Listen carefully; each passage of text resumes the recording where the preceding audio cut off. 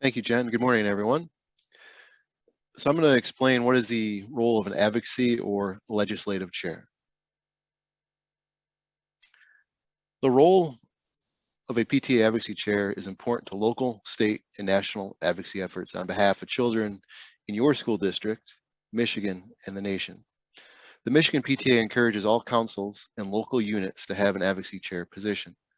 And to that end, last fall, we issued a document explaining exactly what the role of advocacy chair is. It's available on our website at the noted address. Advocacy is a team effort. The Michigan PTA can support you. Make sure that you are marked as your school's advocacy chair in Member Hub. Use the advocacy resources available at the Michigan PTA website and the National PTA website. We have a Facebook group. Please join it. It's the Michigan PTA Advocacy Facebook group. We often post, and it's the best place to get latest and updated information.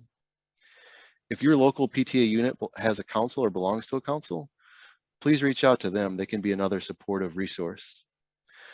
Last year at our summit, we had a presentation on training material of all of our available resources. There's a YouTube link posted here. It's a good idea to refresh or take a look at it if you haven't seen it before. And please never hesitate to reach out to us. We have an email address which goes to Jen, and we have a phone number that you can contact if you ever have any questions or concerns. Some reminders about the PTA and advocacy. First, and very important, the PTA is nonpartisan. We do not support political candidates or parties, but we do or can take positions on specific issues. We can engage with elected officials and candidates about issues. We can do this at things like Advocacy Day, at forums. We can do it by email or phone calls, or attend coffee hours for representatives. And we can invite them to our own PTA meetings. Again, the PTA is nonpartisan. Make sure that you and anyone working with you adheres to this when representing the PTA. The main role of a local advocacy chair is to communicate and share relevant information with your membership. And it's information at the local level for your school and district, city or county. At state level, it could be your House of Reps or Senate, the State Board of Education, and even at the federal level, U.S. Congress, Senate, and the Department of Ed. Basically, share information on how your membership can get involved. We have voter voice campaigns, which are basically call to actions, and we'll explain this a little bit more detail later. But we have that at both the state level for Michigan and at the national level, and they're two separate websites. Encourage your members to contact officials on a specific issue. And how you do that, you let them know why, and you give them the necessary contact information to do so. You share information about local events and issues. And how you can communicate is at your PTA meetings, use social media, email, and newsletters. There's no such thing as a dumb question. Never hesitate to reach out. We're excited to work with you on behalf of Michigan's children and families. And again, here's our contact information if you have any questions. Thank you.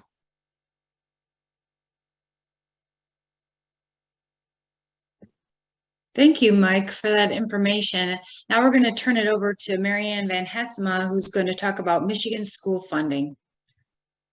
Thank you, and good morning, everybody. I'm here to give you the easy view of how school funding is determined.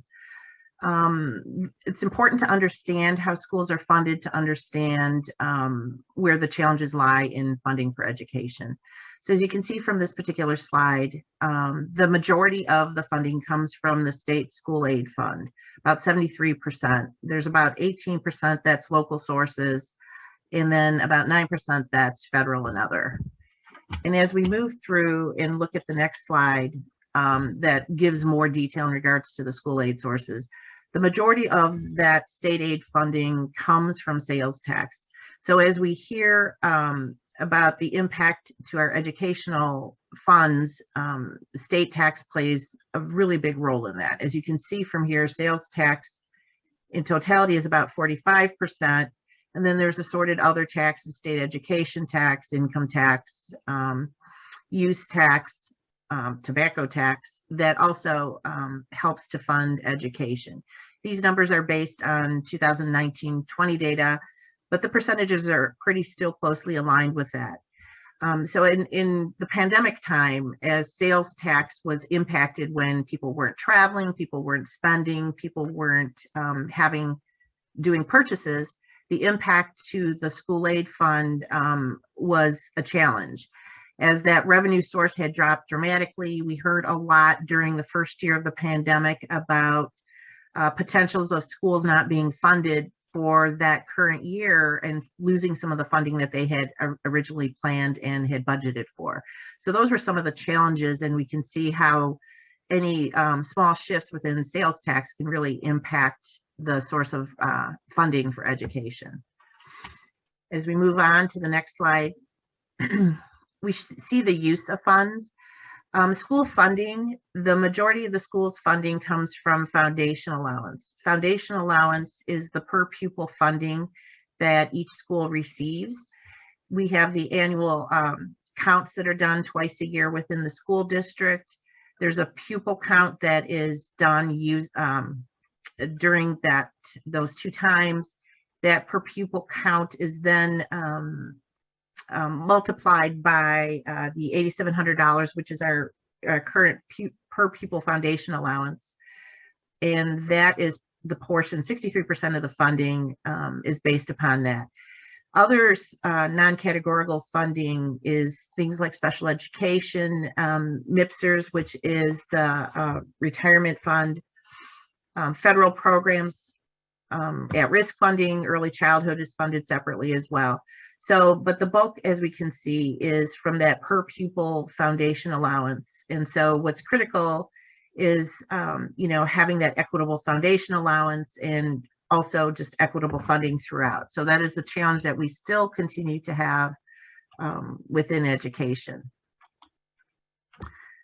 Moving on as well, the total foundation allowance revenue, the basic concepts here, again, just to reiterate, we talk a little bit about proposal A. You'll hear about the Prop A that computed a basic funding level.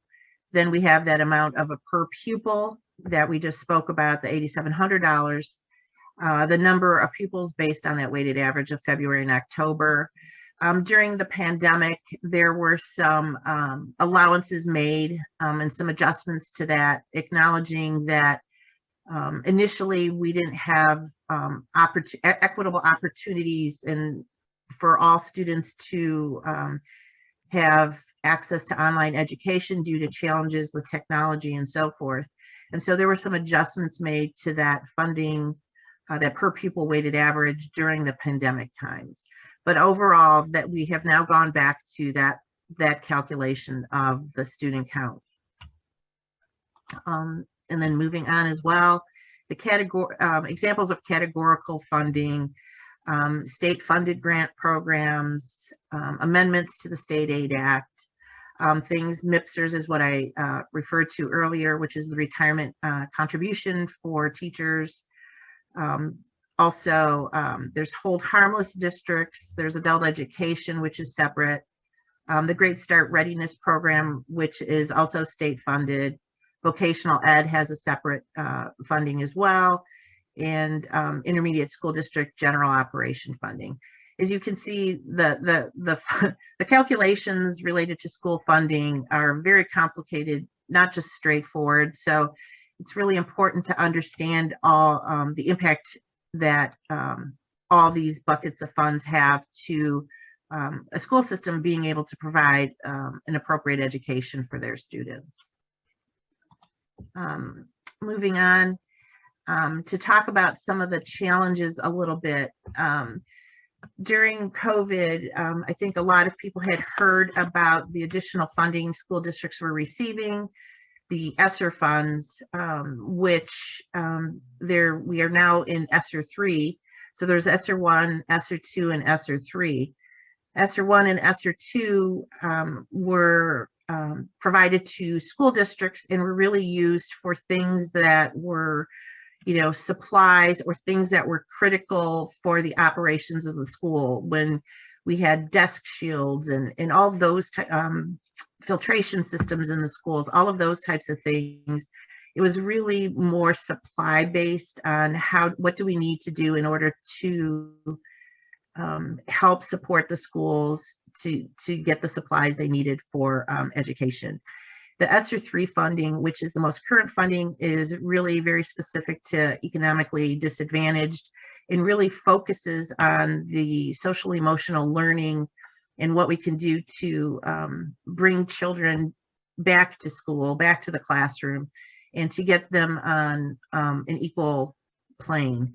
And so things like tutoring, summer school programs, virtual programs, software, all of those things that can help our students really get back to the educational levels that they should be at this time. The thing to be cognizant of, we hear about all this additional funding that schools receive that are ESSER funds, but it is not, it is one-time funding. I think that's really critical to understand. It is a one-time funding. It is not sustainable. The use of that should not be something that's establishing a long-term program, because that is limited funding. So as school districts contemplate the use of those funds, it's really critical for them to acknowledge the fact that that is not something that's sustainable long-term. It is an interim fix. And then also the current governor budget, as we can see there, outlines the very different things that the governor had proposed as funding for this year, which looks amazing if it were to pass.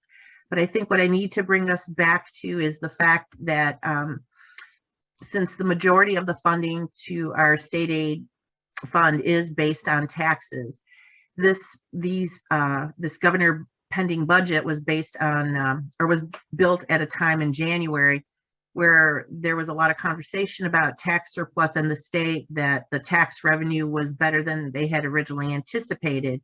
And now 2 months later, we hear that the challenges with the war, the challenges with increased gas tax, people not driving, people being more conscious of their money, all impacts that tax base that's used for school aid funding.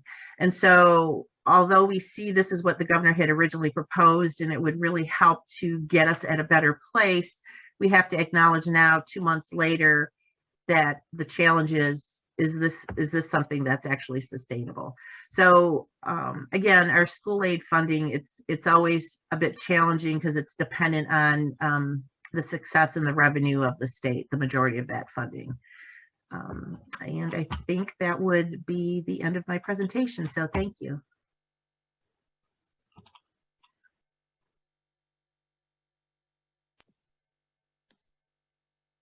Thank you, Marianne, for all of that depth of very important information. I'm going to pivot a little bit, talking about some of the same things that Marianne discussed, but in reference to our national PTA legislative update and our Michigan PTA federal legislative outreach. So as we said at the beginning, I am the federal legislative chair for Michigan PTA, and I'm going to focus on the federal aspect of our advocacy.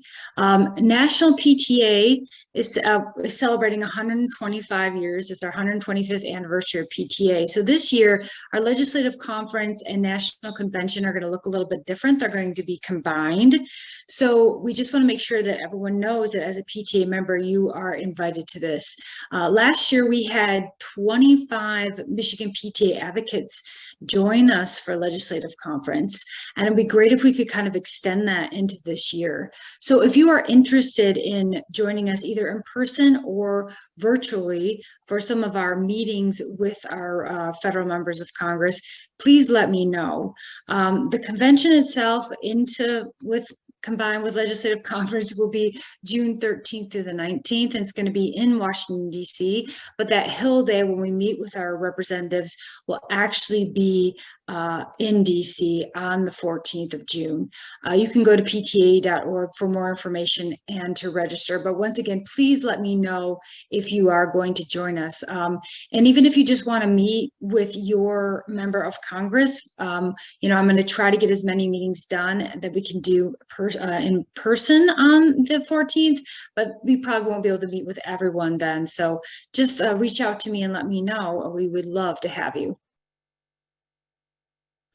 So in terms of the National PTA legislative update, so far this school year, National PTA has had calls to action that include schools and infrastructure, regarding gun sense legislation, regarding mental health funding, specifically call to action to funding for mental health this fiscal year, and also to support the Stand Up Act, as well as to urge Congress to participate in Public Schools Week, which was February 21st to 25th. A national PTA sends out a lot of letters, signs on to letters, and makes comments to policymakers throughout the year. And some of them that have happened so far during the school year, this is just examples, are supporting bipartisan improving mental health and wellness in schools act, continuing the nutrition programs into 2022-23 school year. The last 2 years, students have had access to no-cost meals, and they're hoping to extend that into the next school year. Some of the things that they have done is commented to the U.S. Department of Education on violence prevention and addressing adverse childhood experiences. This is by no means a comprehensive list of what PTA has submitted to policymakers. If you want to see that comprehensive list, please go to pta.org. And the nice thing is, if you go there, the letters are directly linked, so you can not only see their thought process behind signing on, but the letters themselves and the other organizations that may have joined on with them. Some exciting news is that the Stand Up Act, which I mentioned before was a call to action, was signed into law earlier this week. So thank you to all of you who answered this call to action. I just want to quickly say that if you sign on to a national call of action, that's not the same as signing on to a Michigan PTA call of action. They both use word or voice, but you have to sign on to them separately. The way you can do that is going by to pta.org advocacy, or if you sign on to one of the call to action that you get from, the Michigan PTA, but it's a national one, and you check that box that you would like future calls to action, they will automatically come to you. So this is very exciting about the Stand Up Act. It's the first federal legislation to provide uniform research-based suicide prevention and awareness standards in schools to address the mental health needs of students. Signing this bill into law was crucial since, as everyone knows, our country is currently witnessing soaring rates of mental health challenges amongst our children and youth. So this is really great, and thank you for all of you that participated in this call. So in terms of what the Michigan PTA is doing in terms of federal outreach and action, we have joined the Newtown Action Alliance Keeping Kids Safe Coalition. This is a nationwide coalition created to pass Federal House Bill 748, also referred to as Ethan's Law. We joined a letter to the White House and Congress asking for the passage of this bill. It is based on a Connecticut bill. This bill requires safe storage of firearms when minors can have access to a firearm without an adult present. Half of Michigan's 14 members of Congress sponsor, and we are actively working to try to increase that sponsorship or get commitments to vote for this bill when it comes up for a vote in Congress. We participate in weekly meetings with this coalition that is currently with over 120 nationwide organizations. And there is a weekly lunch and lobby to call members of Congress around the country about supporting this bill. Currently, the bill has 208 sponsors in the House. The way the House works is that if a bill reaches 218 sponsors, a vote would be forced. If you want additional information about Ethan's Law, you should look at Newtown's Action Alliance. Ethan's parents are very actively involved and working with Newtown Action Alliance, but they also have their own informative website at songstrong.org. The Michigan PTA has also had 2 webinars on the American Rescue Plan Act. The first one was giving you the how on ARPA, the American Rescue Plan Act, and the second one was activating family engagement and COVID relief funds. This was done in partnership with Michigan State University's Office of K-12 Outreach. They created a COVID relief process, dollars guide process, and they were kind enough to share their expertise surrounding the importance of this money being well spent with us. You can find both webinars at michiganpta.org or on our Michigan PTA YouTube channel. And you can find out more about ARPA itself at michiganpta.org. The Michigan PTA, we have also signed on to letters. We've joined National PTA asking for that extension for the nutrition waivers into next year. We've asked for increased in grants for mental health professionals in schools, and we have signed on to a letter to the United States Department of Education about the importance of Title IX and supporting statewide family engagement centers. We are also joined, like I said previously, we joined the Newtown Action Alliance letter about supporting safe gun storage after the Oxford High School shooting.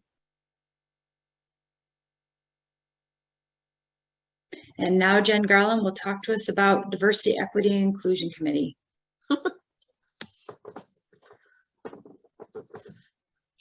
If I can get my video to turn on, we'll see. So in addition to serving as the Michigan PTA Vice President of Children's Advocacy and the chair of the Advocacy Committee, I also get to chair 2 additional committees. One is the Diversity, Equity, and Inclusion Committee. And we meet monthly on the 3rd Thursday of every month at 6:30 p.m. via Zoom. And you have to pre-register to attend, but you can sign up to attend multiple meetings at the same time if you wish. Currently, we only have 5 official members of this committee. There's many other people that have attended but have not yet actually been approved as members. So please join us. And the 3rd committee I get to chair is the Resolutions Committee. And this committee is only in existence in the years when resolutions have been submitted, so it does not operate every year. But we know we're going to be in operation this year because we already know of 2 resolutions that are going to be submitted for review by this committee. Please start now to determine if your PTA or council would like to format any issues as resolutions and submit them to the committee. If they're accepted, the proposed resolutions are voted on by the full membership at the 2022 Michigan PTA Convention in July. And if the membership approves them, then they become Michigan PTA policy. And depending on the subject, they might possibly be presented to National PTA for approval at their convention the following year. So this year, the deadline for submitting resolutions ahead of the Michigan PTA convention is Sunday, May 15th, 2022. Sorry, I should have had this slide up the whole time I was talking. So coming back around to the Advocacy Committee, you've heard by now from most of our members about a range of important advocacy topics. But while this has been mentioned elsewhere, we want to emphasize to you that you have to sign up to receive the advocacy action alerts from both National PTA and Michigan PTA, and these are 2 separate signups. So both of them are here on this slide, and Beth has been nice enough to add QR codes for you, but they are also found on the Voter Voice flyer that was part of your handout packet that was mailed to you and is available on the Michigan PTA website under Advocacy Summit 2022. And now we're going to have Michigan PTA Vice President of Outreach and Support presenting a segment on how to update your advocacy chair in Member Hub. Good morning, everyone. For those of you who are not in Member Hub, who need to have access to important information sent out by Michigan PTA, the first thing you need to do is have one of your PTA or PTSA board members log into Member Hub at memberhub.com with their email and password. Once they've logged in, you need, on the right-hand side, there's a box for contacts. Once they click on the contacts button, they would hit manage contacts. Once you click on manage contacts, it will show up and it'll say add contacts.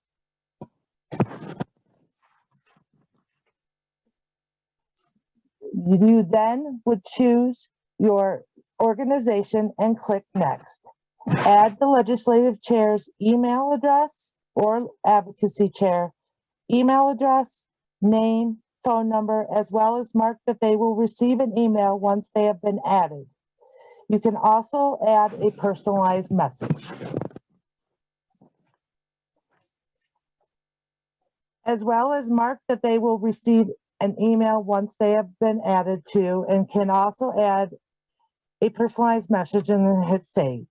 Once that has been added, click on their name in the contacts to add their role, which is on the right-hand side. Once you have done that, click on the organization, role name, and title, then save it again. Go back to your contacts dashboard and verify that they are in there as their PTA or PTSA advocacy or legislative chair. Then you are all set.